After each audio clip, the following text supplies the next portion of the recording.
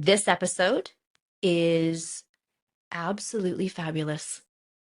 This is Elisabeth, and she's sharing her personal experience with postpartum depression and postpartum anxiety.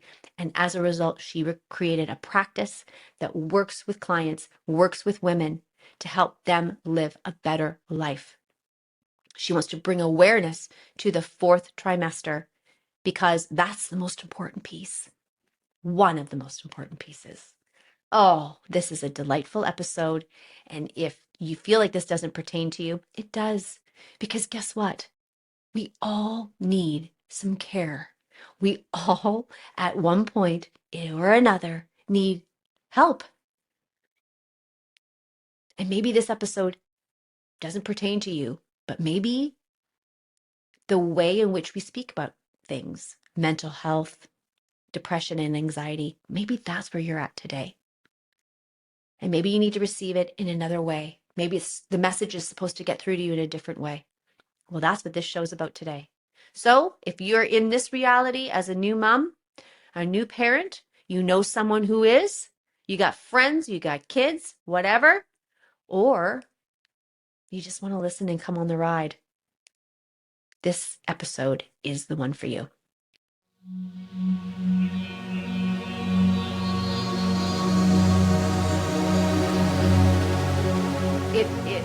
The mother brain is something that is extraordinary, is it not?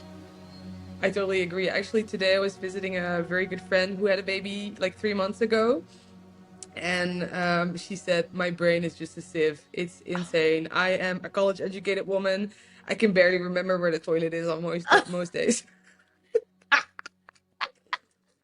So yeah, I Oh, had that too. I remember like when I was pregnant, I had such a bad case of pregnancy brain. So I was driving like, in the street and I was like, I've never seen this street in my whole life before. Oh, look, there's my house.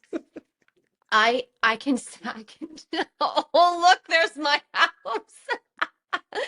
Okay, well, I can attest to that because I have had four children, and with my last child, so my last is 7 years difference between my third and my fourth.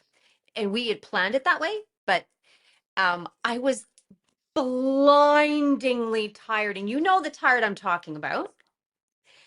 And I saw a pothole in the middle of the road, and I was like, there's a pothole.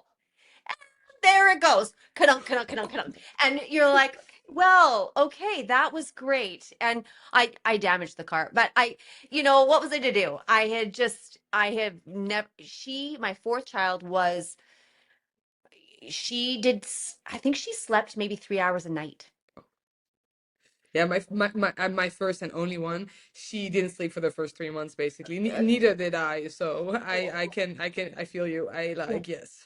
Well, cheers to motherhood and cheers to being a mother because this is one tall order for us as women. And I wanted to commend you because you it's really special to come across someone like yourself who really takes the life experience that you've had and all of the vulnerability and the rawness, and you bring it in and you're sharing it with other people, making it real every day. Every time you share it, it it almost it either um opens the wound, or like it's almost like there's some loose ends always. And so that's hard, especially with postpartum depression and postpartum anxiety. You're reopening something, you're never quite closing it, but you're making a choice to do that for yourself and for other people's well-being. And I want to thank you for that. That is just so beautiful, and I really, really appreciate it. Well, that's so sweet. Yeah, I totally understand what you mean, and it is. I think in this day and age, it's good. But you still have the generation of my parents that are now 65 plus, and mental health is not a topic they're very comfortable around.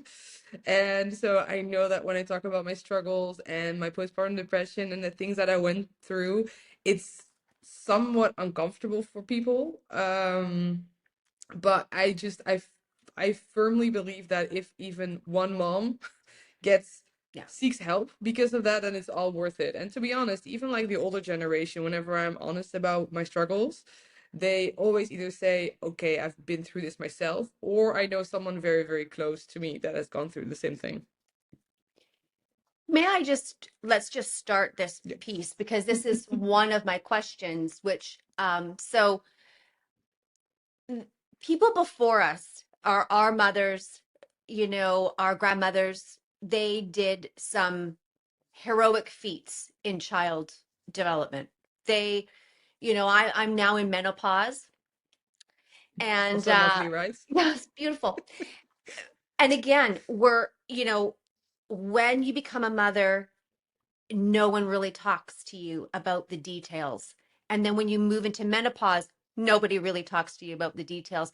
It's my generation now of women and your generation that are saying, hey, we're not doing this anymore because Yeah. we actually want to talk about this stuff. Like Yeah. we have words, we have communication skills. Let's use these to our utmost so that we can empower our daughters-in-laws. As an auntie, I can empower my nieces and offer the men in my life some wisdom about what happens and how we get to do this. And so when you speak to the older generation who says, I don't really get your mental health struggles, would you mind maybe just giving us some insight into that? Like, what does that look like? Do you say, I'm struggling with my mental health, and then that person goes, what are you talking about? Yeah, so I'm all for breaking generational trauma patterns, right? Because, yeah, that's just a good thing. Yeah, I noticed it, I think, when I was in the midst of my postpartum depression. My husband's been so supportive during that time, and also my parents, they were super supportive. But I remember this one instance where my husband was in the kitchen with my dad, and he was like making me a tea or something, and my dad asked him very shyly, like, yeah, I think Elizabeth is not feeling so well, right? And Mm. my husband, bless his heart, he was like, no, she's straight up suicidal, she's not doing well at all. And then my dad went, oh, okay, yes. Okay. But hats off to him and my mom, because they helped me out so much, and they did try to understand, but that's like a little bit of the dichotomy that you see there. Is it something off topic to share about this suicidal No, ideation, or would no, you? not at all. What do you want to hear? I'm an open book. Well, I'd love to know. I know all of our guests would love to know your journey. So maybe perhaps you begin to talk about the moment where you realized that this idea of motherhood, who you were supposed to be. I have this written down here. This was my own take on my own self, but I had my notes which were who I said I would be and what I said I was going to do, how I thought I was going to handle the moments versus the mother that I actually am. Yeah. Yeah. So for the longest time, I wanted to be a mom. I think even when I was like not a teenager, but like early adolescence. Mm. I wanted to be a wife and a mom, and like I'm academically schooled, so there's also a big part of like me that's career and ambition. But I think that the mom side was, to my core, very important. So I did have this ultimate view and fairy tale land idea of what I would be like as a mom. And so I had so much baby fever. Oh God, like even 2 years before me and my husband got married, like I would see all the babies with strollers and I'd be like, oh, I just want a baby. And so yeah, we did a lot of things. Then we got married, and then I got pregnant, and I was so happy. And then when I was five weeks pregnant, which is really really early, Mm. got HG, which is hyperemus gravidarium. It's like the nausea disease. Oh, So well, I spent 9 months in bed. Yeah, which was pure hell because I went from being like I had my own business, I was a career-driven woman, and I had planned to take a year off to be a full-time mom and like really experience that and everything. But I didn't expect my whole life to just stop, just flat out, just end. And so I think looking back, I was already a bit suicidal in that first trimester, to be honest, Mm. already. But because this was this dream of me, you know, like to become a mom, I really felt like I had to get through it. So I don't know, one way or another I did. And then I gave birth to my baby girl in January 22. By the way, giving birth was the easiest part of the whole pregnancy, so that should tell you something. That's amazing. That's Yeah. amazing. And then I had a bit of complications, so I ended up in the ER. I was pretty early on separated from my daughter. Um, and I was like, okay, now we can finally begin, right? Now I can finally be that mom that I want to be, you know, the caring, the loving, I wanted like one baby on each boob, right? I wanted to have like a whole soccer team in my house. Um, so that was the ideal mom, and would always be there, and I would have like this apron around me. I would cook for them, make homemade snacks, and but I would still be doing things that I love and be my own person. Pretty delusional. Um, Delusional. Yeah, yeah. but yeah, I think around week 8, that my daughter was 8 weeks old, I was just, my reserves were gone. There were already not a lot left from the whole pregnancy. I didn't sleep. I got so stuck in an anxiety spiral that I wasn't able to sleep. I Oh, wasn't able to eat. I was breastfeeding, so you know, like my body was eating itself a bit because I wasn't eating and feeding myself well. And that's when I truly started to get really suicidal, I would say.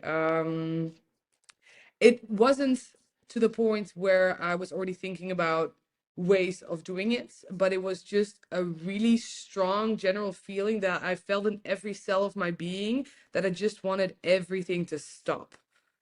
wow. And that's something I hear very often with the moms I see in my practice, my private practice. But yeah, that all encompassing feeling of just like I thought, you know, being put in jail or being put in solitary in jail or getting a really bad accident and being in the hospital would be like 10 times better than the reality I was living with what was Wow. happening with me. Question in that.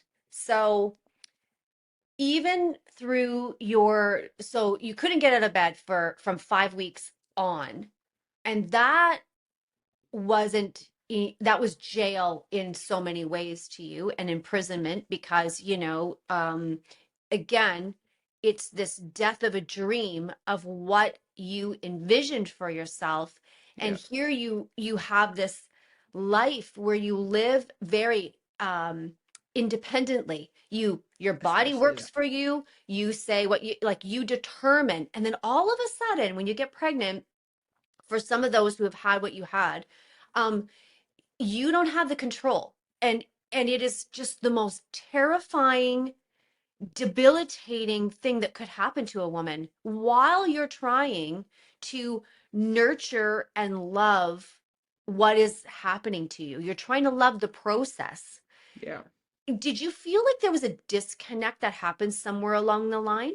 Yeah, definitely. So you're really hitting the hammer on the nail there with the going from, because I feel that modern women are really, you know, in charge of our own journey, and that's great. And like Mhm. we're taking, like, it's our book that we're writing and we're doing things. And especially that's for me, like I'm an only child and my parents really raised me to be super independent, and I am, and I at least I was before my pregnancy. So I thought, you know, this pregnancy was also so, was gonna be something of me. Of course, it was also my husband and we were in it together, but it was Right. gonna be such a me thing because I was nourishing this beautiful baby inside of me, and it was supposed to be that experience.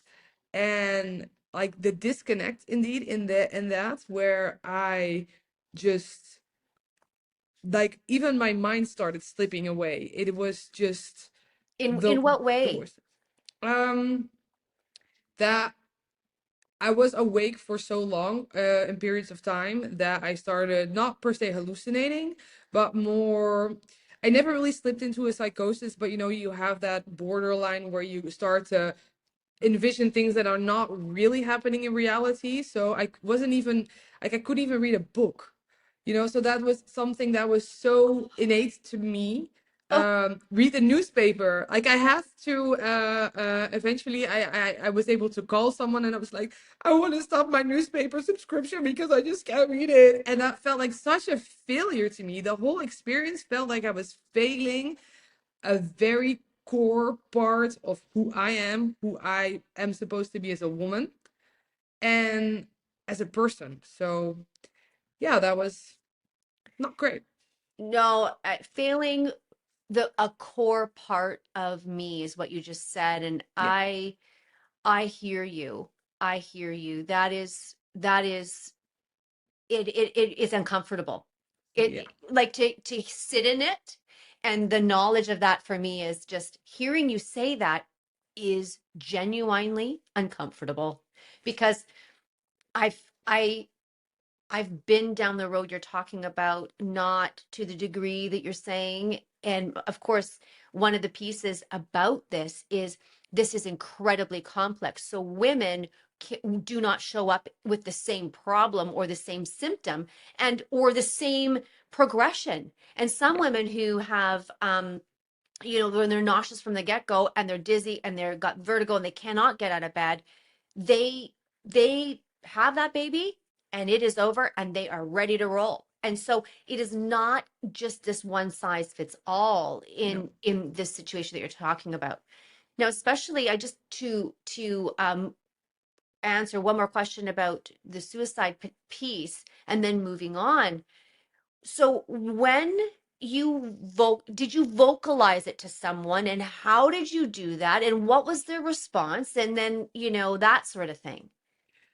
So I think I didn't vocalize it during my pregnancy. Looking back, obviously, with the knowledge I have now, I should have, but it was also mid-corona time, so like the healthcare system was just overwhelmed with everything. But the horrible suicidal thoughts that I started to have when my baby was born, at first, obviously, I was extremely ashamed, extremely embarrassed.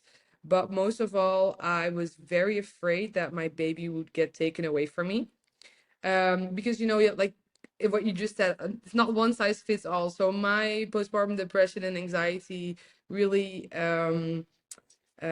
gave way to a feeling that I had to protect my baby at all costs. So like some women are like, oh, I don't really want to do anything to do with my baby, or have other sorts of symptoms, like how they experience it. But for me, the thing was is that I just had to be near my baby all the time. That was like the single thing that kept me alive, basically, still.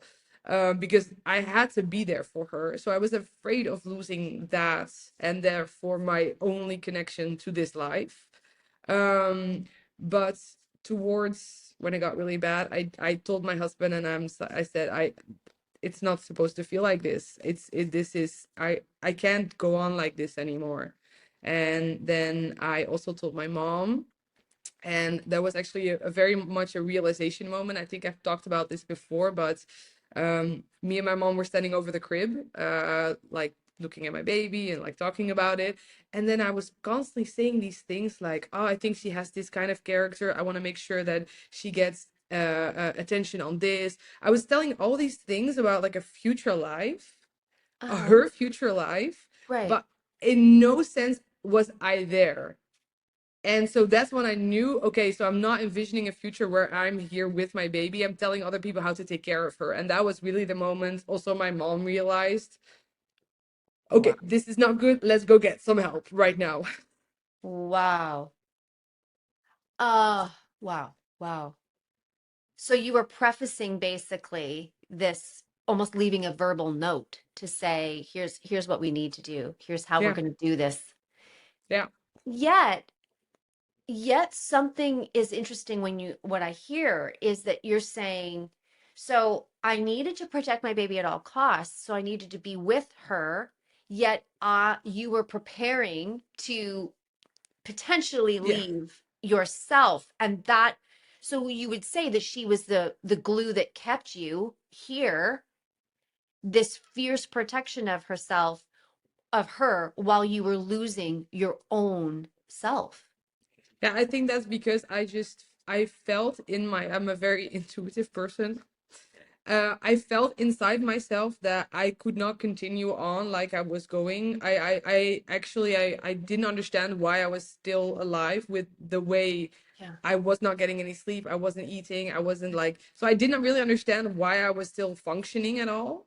And um, Was so I no one think checking, subconsciously was that's no one why. checking on you? Like, Yeah, they were. I had the greatest help. I had so much, but I was just amazing at masking it. So obviously at night, my husband, bless his heart, but once he sleeps, he sleeps. You know, he's down. He's down for the night. Like I have to wake him up with like a gong in the morning. You I know? always say, I always say about my husband, the devil could be sleeping beside him and he'd be like, I'll see you in the morning. Like, I'll talk to you then. I gotta get my sleep. Yeah. So those things, like, not having sleep, like Yeah. no one noticed, and obviously I wasn't telling anyone. I, like, yes, I was tired and I was losing weight, but people thought it was just from the stress of having a newborn and breastfeeding and all those things. But the crying is what kind of, um did me in because that was something I could not hide that much. Right. And you would, so then the telltale for your husband and other people who knew you would be that you would just have those moments where you would just start to cry and you couldn't control the Yeah. tears. Yeah. Yeah, it was uncontrollable. And I think they also really realized how bad it was because, like, after a while I got medication. I got first I got sleep medication Yeah. to sleep, but I was my mind, my anxiety was more powerful than my sleep medication, so I would still wake up and not sleep. Oh.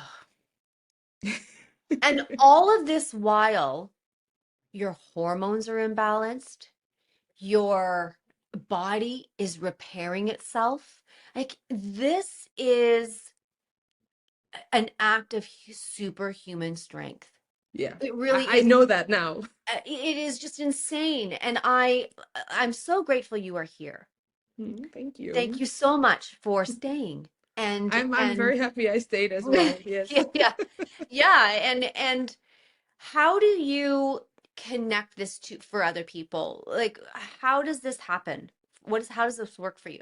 Yeah, so I'm not sure if you know this, but I have a private practice where I help other moms with exactly what I went through. Obviously, again, every single case is different. But before I got pregnant, I was already a coach and a counselor. And, after I got better, I wanted to make sure that I could help. That was sort of my life's mission. It's like a light Mm, bulb went on for me. And so I used my experience, which is definitely not the same experience as every mom yeah. has. Yeah. But the fact that I am an unwilling expert on postpartum depression helps a lot, because a lot of the women that I see in my practice, they have seen psychiatrists or psychologists before that are either men or women that actually not have had a baby, and I do really believe in their education that they could help, but there's just something that rings different when you talk to someone who actually went through it as well. I would agree with you. I would agree. That Yeah, to me is one of the most, it's a credential. Like if you're going to look at my vagina, you better have one. yeah, exactly. Totally, totally, yeah. And if you're going to talk to me about hormones, you need to have the hormones that we're Exactly. talking about, like, because it's that important to me. So I would agree with you. I have so if I look off, it's because I've got a screen behind me and I'm looking at I my notes. figured. Um, so, one thing that I thought was interesting, and as I was doing all my research on you and all the work that you do, which is just fabulous, I made a card that said, "No one warned me. No one warned me." There are so many things as as a mother. My oldest is 26 almost, Mm. and then my youngest is 15. And then my boys are 25 and 22. And no one warned me about certain things. No. And so while you're dealing with all of this, then the things that I wasn't warned about is how painful breastfeeding is. Oh my God. Oh, the horror. Like, w- I Ow. don't know what kid pulled half my nipple off, but it went off. And I was And like, where's my nipple? Like, what? what Like, it's happened? Oh laughable now, God. but I remember being like, the This is not for the pain, faint of heart. the chunk, the scabbing over. So you go and you nurse your baby, and then however long it takes for them to get hungry again. And just as that scab is setting, they come back in for more, stuff. And Yes. the thing I struggled with is watching other women just whip it out, latch the baby on, and Yeah. in 5 minutes it was done. And there I'm sitting with the premature baby. She takes an hour to feed. She sleeps for an hour and needs another hour feeding. And So yeah. I'm dying, Yeah. not quite literally, just the Well, whole a little bit piece. you are. Well, well, yes. See, this is what I learned from you as I was researching that words matter. And so even now, as an almost 50-year-old woman, I'm looking at it and I'm saying I was dying. And then I quickly adjust myself to say, but it wasn't that bad. Exactly. Yeah. And I just realized that. Thank That's you. the main reason women and moms don't get help early enough. Same for me, but like that is something I give to my clients and my so yeah, the main reason. It's in a word. I'm dying. And you say, yes. And I'm Yes, like, no, but I wasn't really. but you And kind of were. and you kind of were. And then now that you've prompted that for me, I would say absolutely. I was just really, really good at being the best And that's another thing because that we're taught. my community was, the people that I looked up to in that community were, and there was just this way of being, and failure might not have been a really good option.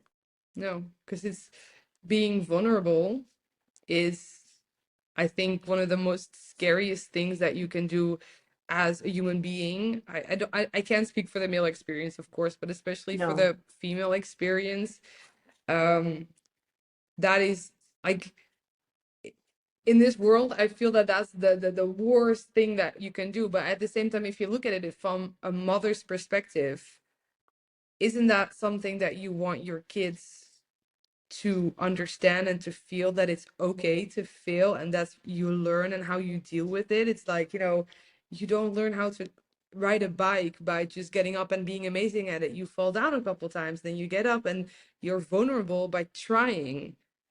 And Hmm. so if you look at it from a mother's perspective, a nurturing perspective, you're like, oh, totally, you can fail. You can be vulnerable. That's super good. That's a super good quality. But then when we use it on ourselves, we're like, yeah, no, I have to be the best at everything immediately all the time.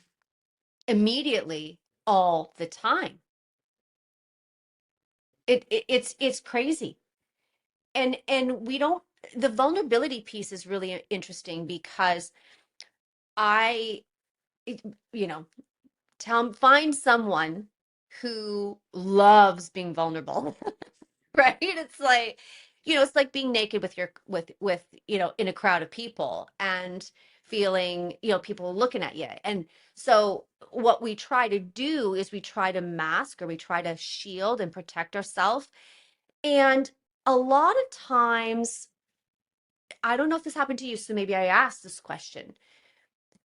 When you tell someone who's a friend of yours that you're struggling, did you have confidence that they would keep your confidence, that they would keep that to themselves? Because lots of women I know, they were like, that Oh person, God, she's struggling. You haven't heard her? Like, oh my God, she's not. Yeah, that's the or way of you get in feeling. a crowd of women and then, and you're all talking, and the person that you did say, it comes up and you go, no, I'm great. And then they say, well, Yeah. that's, like they allude to the fact that you're not, and then something happens. There's this vulnerability that kind of gets pulled out from under you. Did that happen? It happens to people. Did it happen to you? Um, a little bit in that sense. The thing is, when I had my pregnancy difficulties and my baby, and like, how your life changes, even if you have the best pregnancy and everything is the best, your life still really changes. And for me, that was a very pivotal time in like saying goodbye to some friends or losing some friends. I think both sides of the story, right? So like I changed as a very big person, and like they couldn't necessarily understand or respect that. But yeah, at the same time, it goes both ways, friendship. So I do think I lost slash said goodbye to a couple really good friends. Wow. And I now can say that I'm grateful for the time we did have together, but I also understand that right now it's not right now, just now, and probably forever, it's not in the cards for us to be each other's support system. But at the same time, I did gain and deepen the relations that I did have. Were Did you lose these friendships because you were pregnant? No, I think it's, when you're sick and when when you break your leg, everyone's always like, yes, oh, I'm so sad, like we'll come visit you, and then you get better. But the tolerance for people in modern day society for someone not feeling well, mentally, physically, for a longer period is difficult, because people have to get on with their lives and do, like, yeah, do their own things. And so for someone, I think I was sick and mentally also unstable for at least a year and a half. And after a while, patience runs out. At least that's the experience that I've had.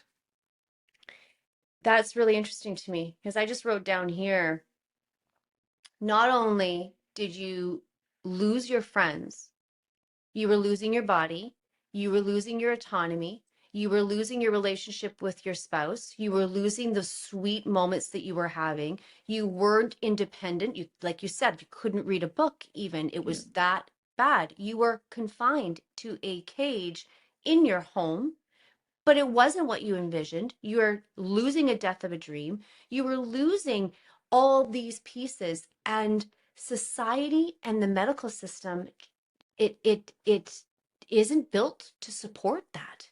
No, it And isn't. so what do we do? Because I mean, my heart just breaks. Elizabeth, I'm so sorry. It was incredibly hard and a horrible time. Yeah. But I worked a lot on myself and other things, and I am almost at a point where I can actually say things happen for a reason. Hmm. And that's sort of how I've made my peace with it. Some things will always be raw, but it did have consequences for the way I'm living my life now, which BTW is freaking amazing. I'm loving my life. I'm having the best time. But when I see a beautiful pregnant woman with her belly and her hand on her belly, and she's smiling and she's happy. Of course, I don't know the backstory there, but whenever I see that, it hurts. It's like a little jab into my heart, because I never got to experience that. And yeah, that will always be the case. So there will always be very raw moments in there. So, yeah, I never thought of that. I never thought of that. I didn't. I've known people that have had just all the bedridden, literally, like you're speaking of, and I never really thought about the grief that they would feel if when they see someone after the fact walking down the street, and they never weren't doing that, or that they were doing it but barely, like just Yeah. hanging on, because that's 9 months of hanging on. And then raising a child is for us, it was 6 years before our youngest child slept. Literally, she would sleep with us, and we were blind. We were so tired. And Dave worked, I mean, it wasn't like he was not working. It was horrific. That endurance run for many people lasts for years and It's years. undoable. If we talk about it factually like this, what the hell are we doing? Why What? is this happening? And Why then are we we have still? more. And then we have more kids. Like, it is wild. Yes. And then sometimes you get to that point and you're like, is this my life? What is happening? And I can see that you're a very empathetic person and very sensitive to things. And I really share that with you, so that, even makes things experiencing and like experiencing things through other people makes it even harder, It makes it, you feel the pain of others. Oh, you do. You do. I definitely do. And I have to be really careful about that. Um, because you can take things on that aren't yours. Yeah. Now, one of the things that no one warned me about was that just because you desire to be a mom doesn't mean you'll take to it. No, that is such a true thing. Yes. And so there's fear that comes with that because, Hmm. again, Fear of there's failure. an this is unexpected. You're not planning to not take to this. You're You're not like planning. but you You, also you're brought up with this feeling of like, you're a woman, you're supposed to yes, be a mom, you're supposed to yeah. be good at it, you're supposed to be nurturing and loving, and it's, I always think it's a bit like, when you have your soulmate, your partner, it's two halves of a whole, right? And like you complement each other, and that's why some relationships work and some relationships don't work. But when you birth this baby, okay, yes, it's your own flesh and blood, but at the same time, you don't know anything about this human soul. And you have to like make that your own. Well, I just think Dave and I were talking about this. He said to me, "We didn't know how to do anything."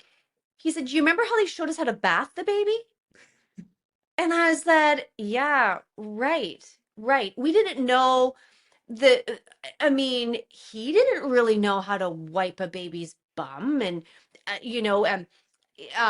let alone, what I just found out, like what the actual thing, the little Velcro strip, if it turns color and stuff, never really knew what that was for, except like just to cinch the kid in, cinch it all in so it doesn't spill out. But when it changes color, that's pretty fabulous, right? Didn't know those things. Just like, some really weird things that we didn't know, but then some really serious things we didn't know. Yes. And it's in the serious things that we have this conversation. So we're talking about breastfeeding and all different things. The one piece is that society makes it look easy. Easy, When you're effortless. looking at Instagram and you see that mom and she's got her baby strapped on, because I wore my babies. So, but I wasn't showing everybody that I was cooking with my kids, and there you are, and it's all, Fabulous. Yeah, I and know. they look great, and there's other moms who are like, "Do you know what I look like right now? Like, Yes. just Yes.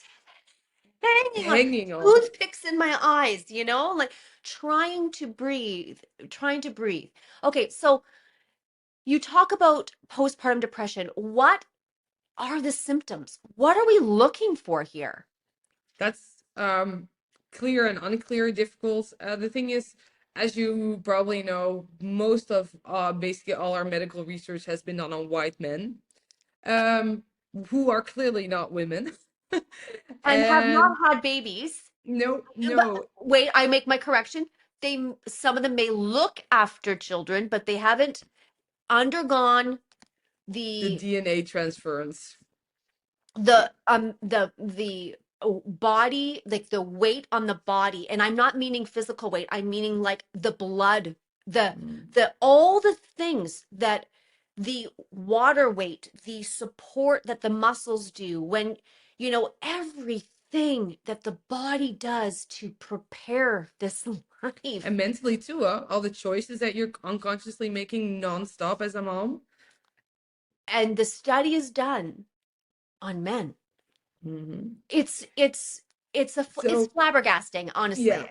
It but in general, both you have three things, right? You have the baby blues, Yep, which is something almost all moms goes through. yep, That doesn't make it okay. That doesn't make it not serious. It's the baby blues is something that you go through about like 4 to 14 days after you've given birth. In this period, you feel very emotionally unstable. There's usually a lot of crying, difficulty to sleep.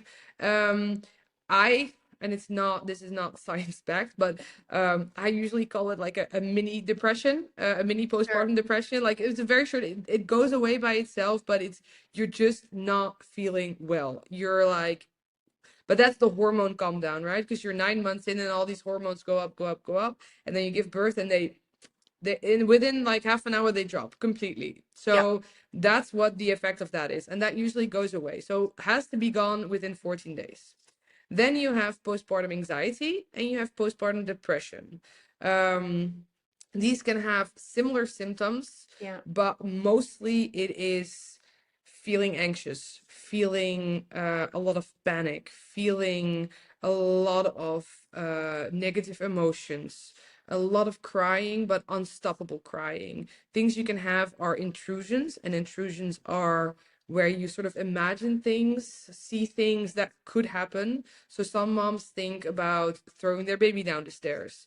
Other moms think about throwing their babies in the trash. For me, personally, I had these like visions when I would be cutting her nails, like those tiny little baby nails. They're very cute, right? yes. But I would think like, oh my God, what if I accidentally cut off her fingers? These intrusive thoughts, those are um your mind does that to protect itself, to make up scenarios so that the mind can already see how you would react. But in the case of postpartum depression and postpartum anxiety, those are controlling your life. And then you have postpartum depression, which all has this as well, but you can also experience extreme suicidal thoughts with it.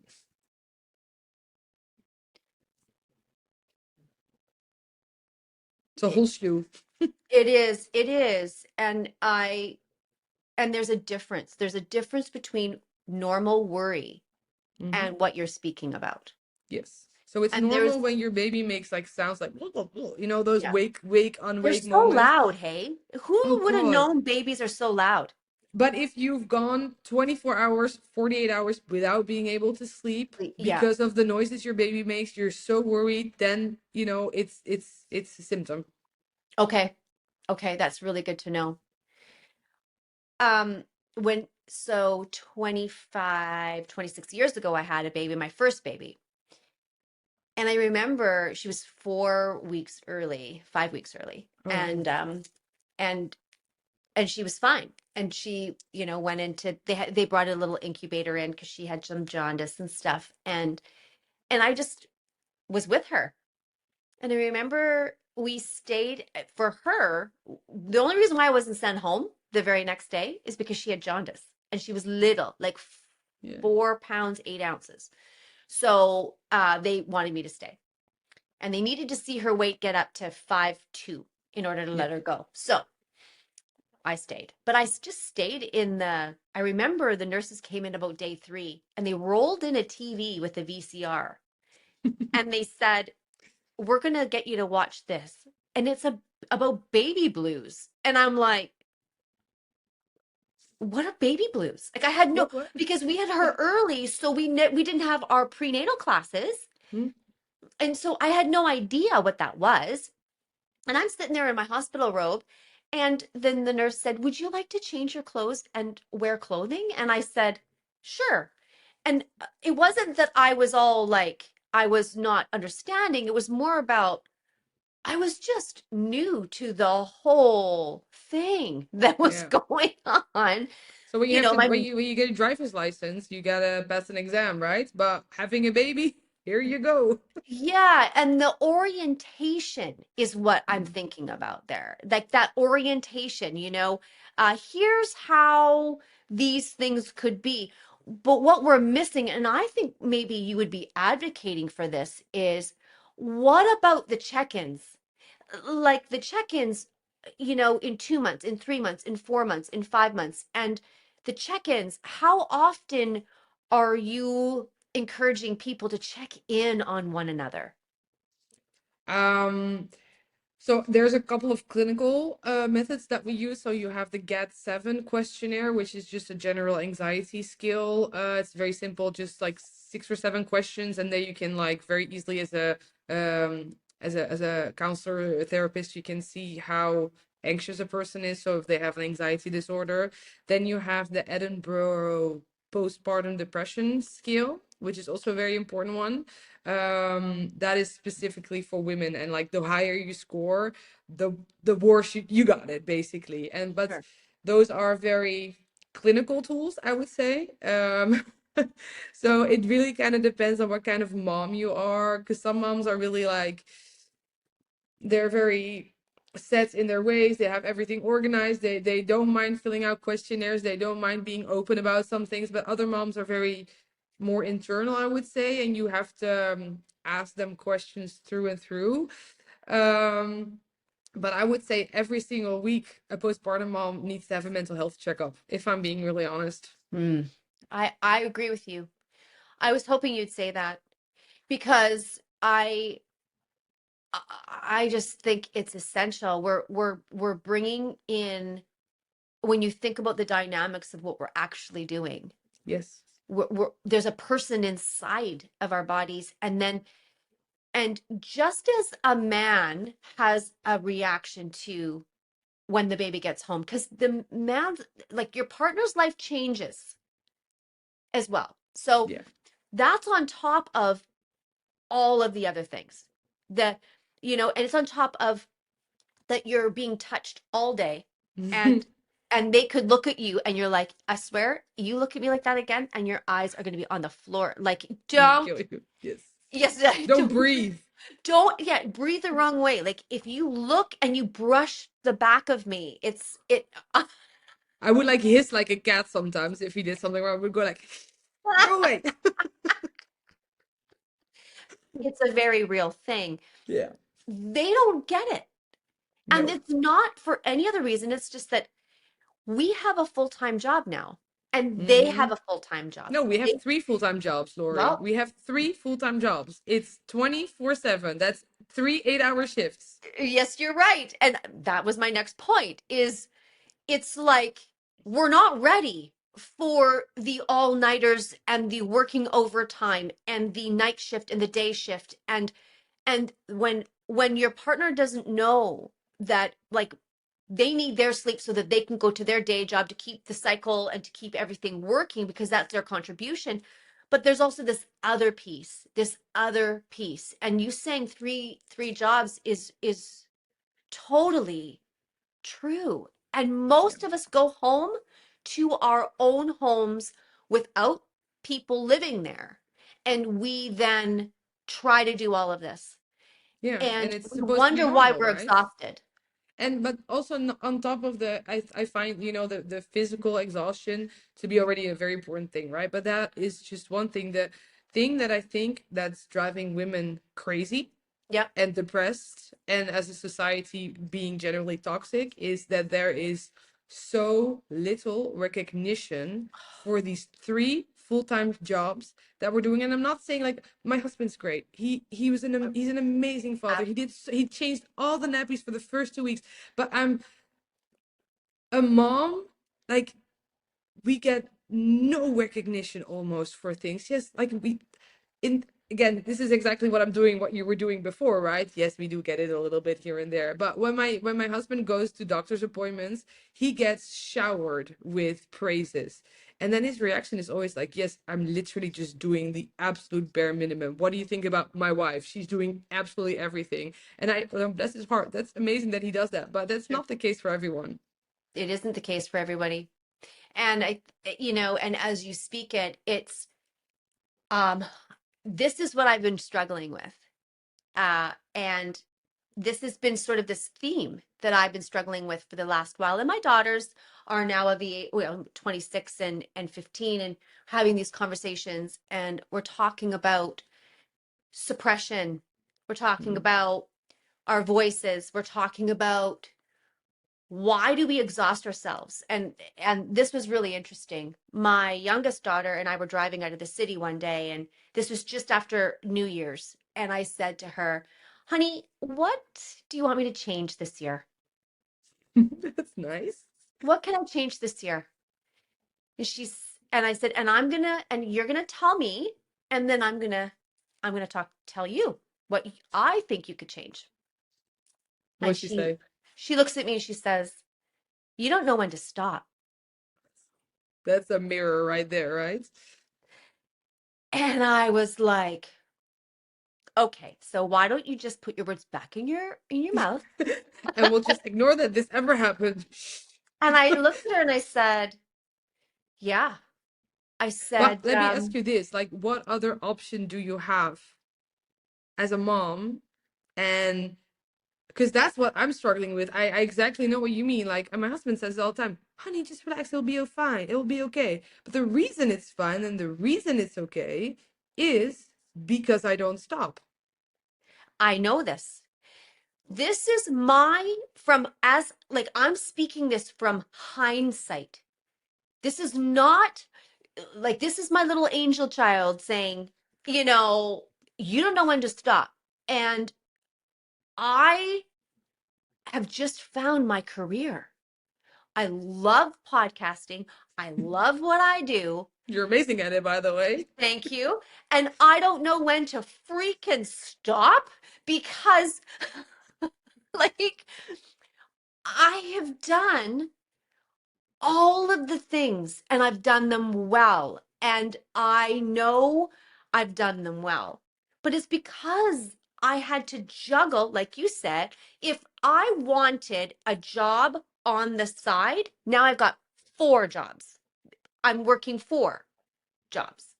Because if 3 jobs is morning shift, afternoon, and night shift, then, and this again, you and I are having this conversation with the sacred knowledge that our partners, I was gifted with a man who supported me 1,000%.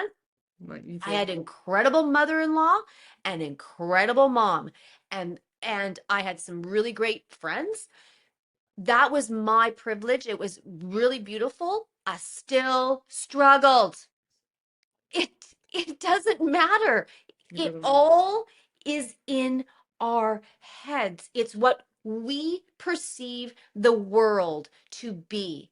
And what And we there's think it needs to be, right? well, What how we we need to think be. it. Yeah, but perception of what we need it to be because we want um we want to show up for ourselves maybe in the way that we weren't shown up for.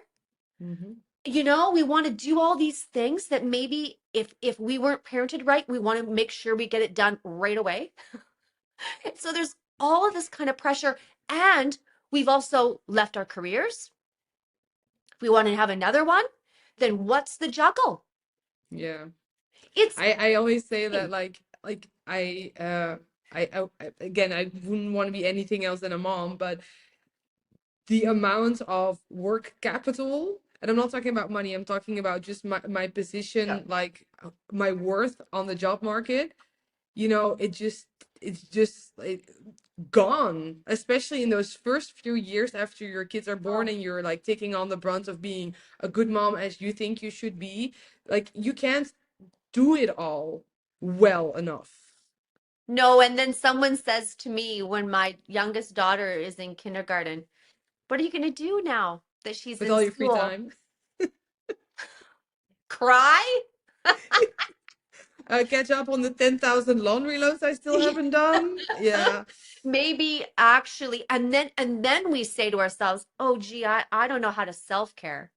Yeah. Well, no, we don't know how to self-care. I don't know how to love myself because quite frankly, I gave it away. And I am Yes. relearning that. And that's the gift of menopause. That's the gift for me, relearning what what did I give and Away. How do we get it away? back? And for women, I want to speak to that piece. That piece is we give away, and we're so familiar with the cortisol hit that happens when we give away that nurturing. We think of all the things that are supposed to happen. We catastrophize Mm-hmm. for the day ahead because it's soccer, it's piano, it's ballet, it's snacks, it's making sure they're fed. And heaven forbid, I was just talking to someone the other day, their child has type 1 diabetes. So now there's insulin, there's proper food, there's all these things. So you're catastrophizing your whole day and you're driving and you're preparing. And then the question when your kids sort of become into themselves, Who am I who now? am I? What do I do for enjoyment?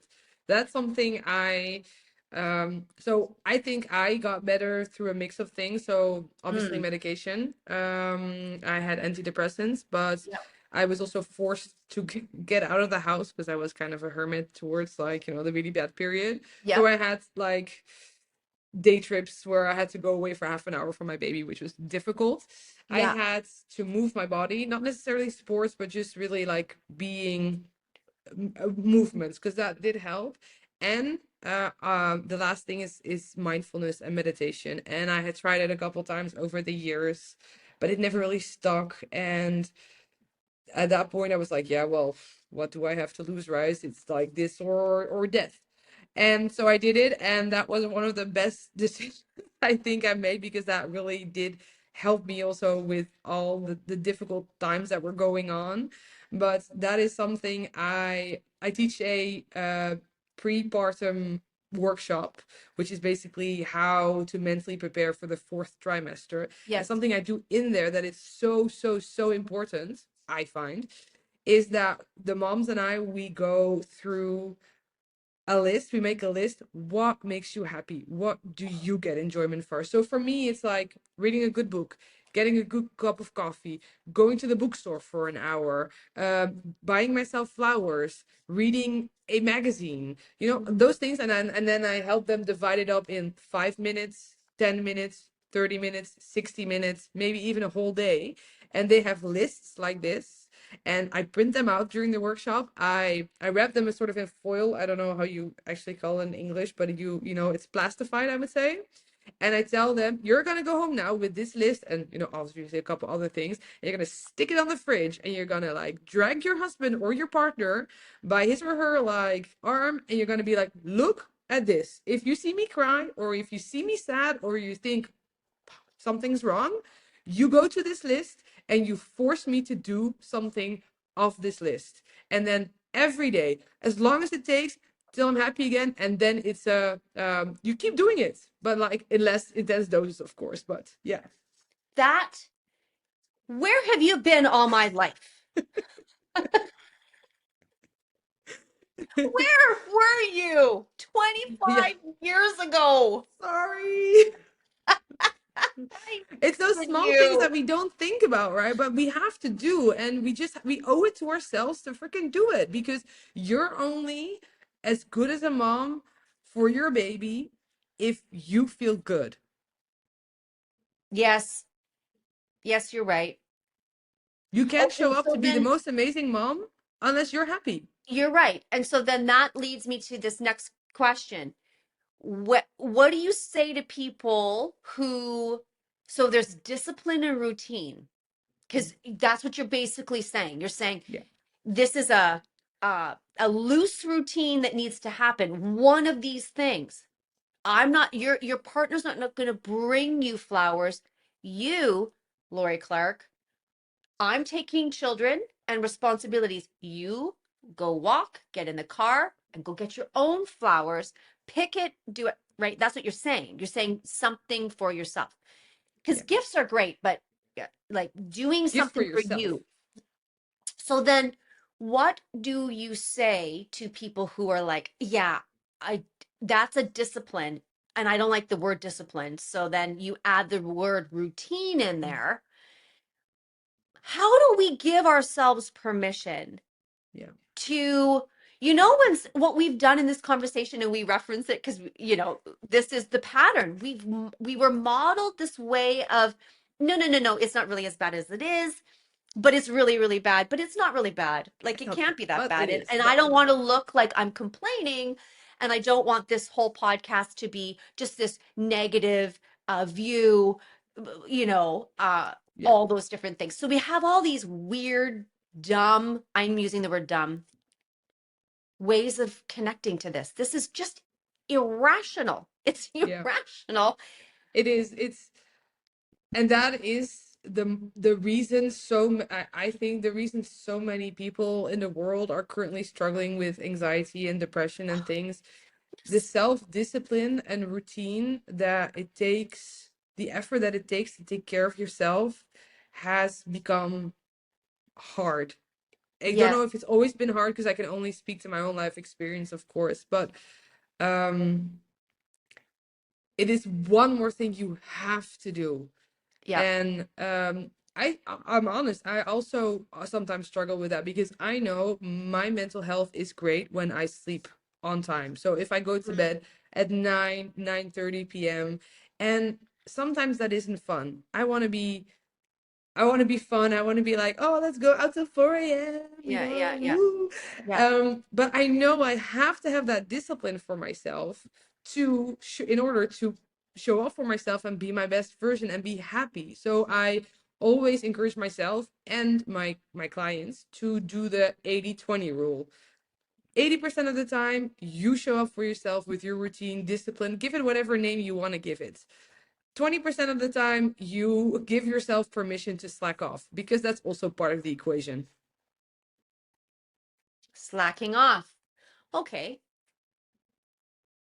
that works, but I'm going to pretend that I'm not going to say what I'm going to say, which, we could stay on this topic forever. We just need to start giving ourselves permission, and we need to hear the words that are saying, take care of your body. You gave some really practical things, that list of things. Like, what makes you happy? Is it puzzling? Then go and Go puzzle, crochet, embroidery. like something. Is it watching a show? Go Yes. and do it. But just do it. But a big side note here is that if you're together, if you have a partner, I do firmly believe that you should ask for help from them because they want you to be happy just as much as you want them to be happy. And it's okay. And it's actually very good for your relationship if you enlist them as your cheerleader, as your coach in this. That would mean that the person that's asking for help is willing to take direction, is willing to trust them with themselves. And the piece here, the other piece that I think is connected to that, and with your experience in and your master's degree and all the different things that you know about society and sociology and all the different aspects of human development, I think you have something to say here. And the connection is this: we are not ready, and no one warns the men that this is actually happening. So if there's no warning, and the man feels just plain rejected, like Mm, his life is over. What? We just brought this baby in, and now, like, she doesn't even want to look at me, and she yeah. speaks poorly to me, and like there's all these things, all the things that were just in this conversation. Then it's that has to go. There has to be this connection of communication, Yes. because then if you're going to look at that guy or that woman and you're going to say, hey babe, help me, I have to Yes. trust you, then that's the thing. It's being able to trust. And that starts, obviously it starts in the beginning of your relationship, but it also starts already in pregnancy. But, you see the divorce rates for couples that have kids between 0 and 2, astronomical. But I can do 10 more podcasts on that. But Well, my friend had my best friend had it was second marriage, and he had children. And so he went over one day and with his babies, and I said, "Oh God, I got, how can I help? How can I help? You know, because when someone looks at you and says, "Oh my God, you look so tired." Thanks. Yeah. Well, yeah, shut up. Like, it's just Yeah. like, what? So, how can I help you? How can I help you? And he said that he and his wife were watched this video, and I don't know if this is fact, but it was funny regardless. They had put electrodes on parents that were with newborn and children under 3, and they realized that like they had the same issues as someone who was held being held hostage, like Yeah. because I the can sleep imagine that. deprivation, the lack of food, like the Yeah. cortisol, the Yeah. crazy sort of, something drops and you just about jump through the roof, and Yeah. the inability to process, the brain fog, all those things. It's very, very true, and we just need to kind of acknowledge that it's a torturous situation, and we Yes. do it over and over again, and we love so hard, and we We love love so hard. so deep, and we love so wide. Now, can we talk about strategies? Because what is it that you talk to? So you have 3 classes that you do, that you conduct in your practice. So it's during pregnancy, it's after, and then you want to raise awareness for the 4th trimester, and that's the piece that is so important. Yeah. It's all really important. Yeah, yeah.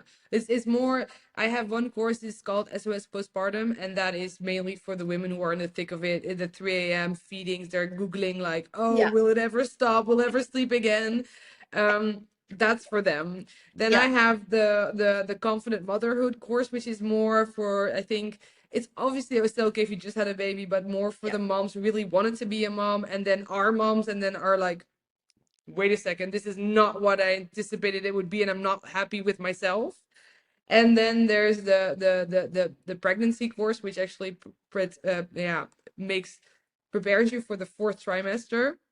And I think that's the most preventative course. So like we're not gonna assume that you're gonna get a postpartum depression or postpartum anxiety, but we're gonna put all help pieces in place to make sure that if you're not feeling well, whether that's severely postpartum depression or a tiny bit of baby blues, you will have the tools that are tailored to you to make sure you get through that, and yes, together with your partner. So it's very all nice. about prevention and knowing what to do when shit hits the fan. Absolutely. It just needs to be help. I'm a mom. What do I do? Exclamation mark. Yeah, but Please there's help so me. many, there's so many courses that you get, your prenatal courses. It's like, okay, how's the birth? What is gonna happen? How do you need to push? How do you need to breathe? And that's all fine, and that's very, very important. But Yeah. giving birth is like a tiny blip on your parenthood journey. Well, because damage can happen with the birth. You can have, I mean, it's crazy. The kinds of damage, not only that we suffer, but then if you have stitches, or you have stitches in your rectum, or you have stitches from a cesarean section, any of that. Like, in what world, Elisabeth, do I had a cesarean on my 4th child. In what world do you have someone cut through 5 layers of your body and move things aside, Mm, pull out a being, and then say, the next day, you need to get up and walk. yeah, yeah. Get up, go to the bathroom yourself. The going to the bathroom piece, no one prepared me for the pain. The pain.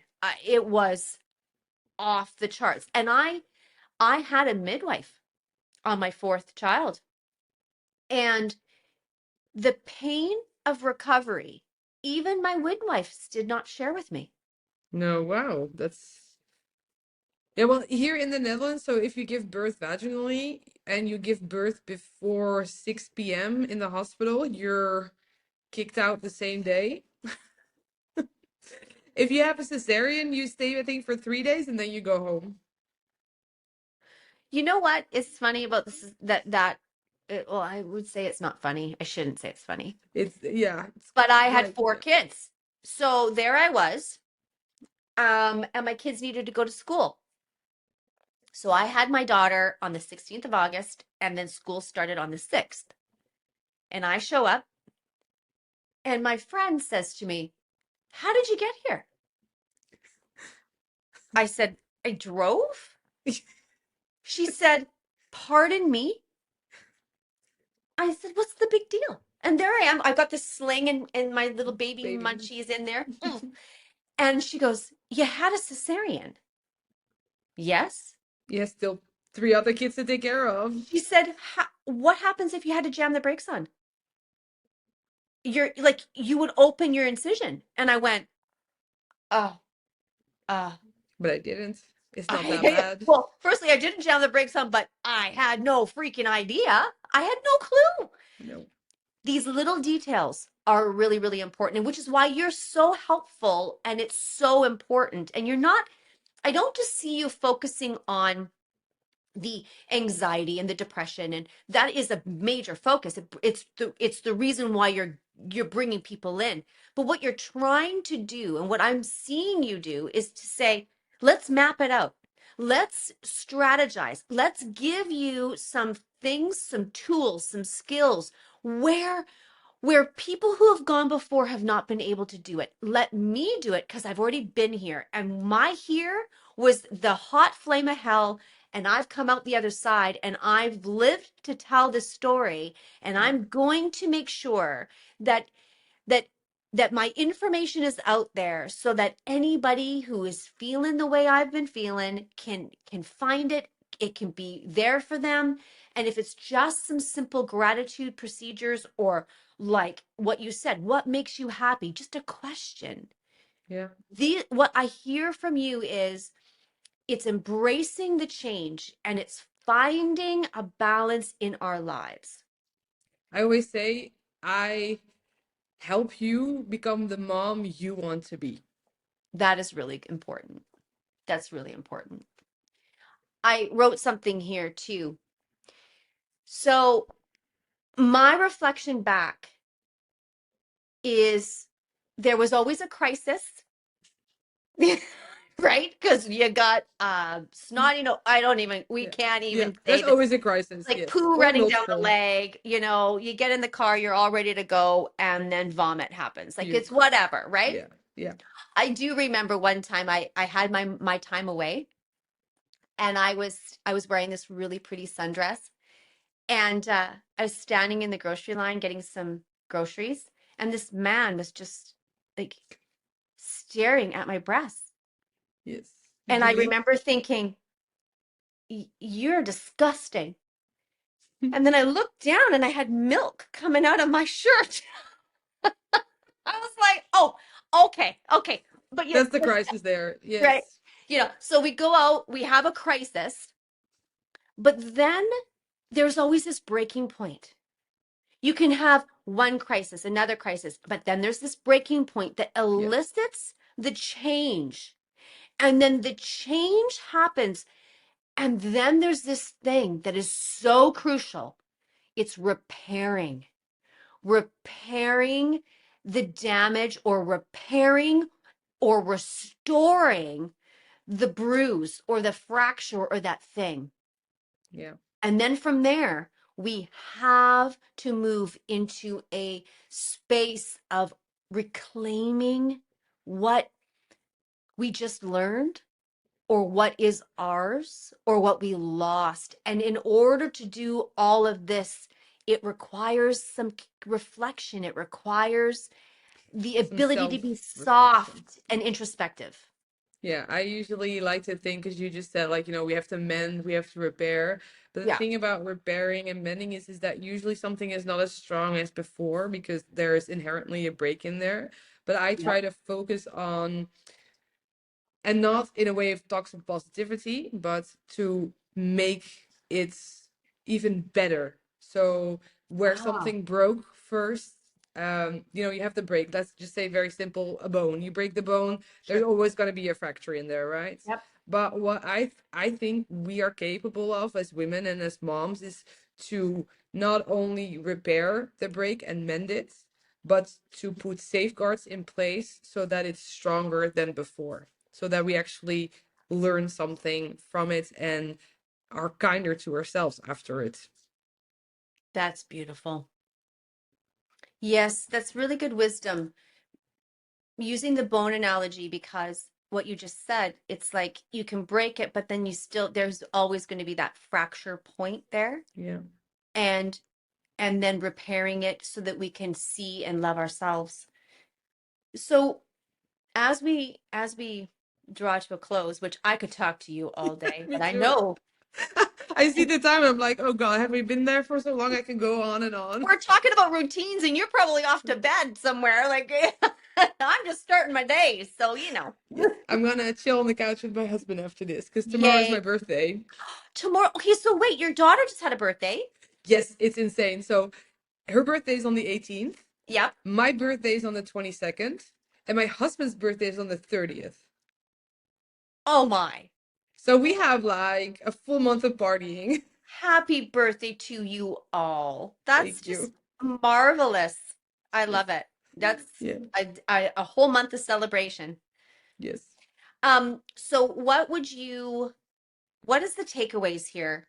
Can you offer, if someone's listening right now and they've identified that they are in this spot, do you have something that just off the cuff, um, just an exercise or something that they could do to ground themselves and bring them to a space so that they can begin to look for assistance? Yeah, so I think there's like two things. I think the first thing is that you should really tell yourself and honor or yourself in the case that you deserve the best version of yourself for you to be happy. And um the only person who's gonna get you there is you. So you have to ask for help and go get it. And then I would say what is a good grounding exercise is talk to the person you feel closest, trust the most, that's the least judgmental. So most of the time that's a partner, maybe that's a parent, Yeah. a friend, and specifically say the words, I need help. Those three words are extremely important, and they don't make you weak. They make you stronger. I love that. They don't make you weak. I need help makes you stronger. Thank you so much. Thank you, Lori. It was an amazing talk. Thank you so much. Yeah, you are fabulous. Thank you. And again, the joy of my life is being able to share with people Mm. the stories and give people um like an opening in their moment where they aren't able to see. And it's in this moment where people aren't able to see and they're listening, and your experience has opened that for someone. This conversation, you gotta know, is gonna change one person's life. That's the goal. And that to But that's me, your superpower, Lori, that you facilitate that. So also kudos to you. thank you. It is, I absolutely love what I do. And Mm. this is what I do now after my daughter went to kindergarten. Good for you. So thank you so much. We will provide all of the socials and all of the details. And so Perfect. thank you so much, Elisabeth. You are I wish I could just hug Me you so too. tight. You're so delightful. So are you. And I want to squeeze you. Yeah, me too. We'll just squeeze each other like we're just squeezing, you Okay. know. Well, you never know. One day we'll meet. You never know. Definitely. But thank you for your beautiful insight. Thank you for the work. Thank you for making your life the work and bringing people into the journey. You are inspiring, and I'm so glad you're here. So thank you so much.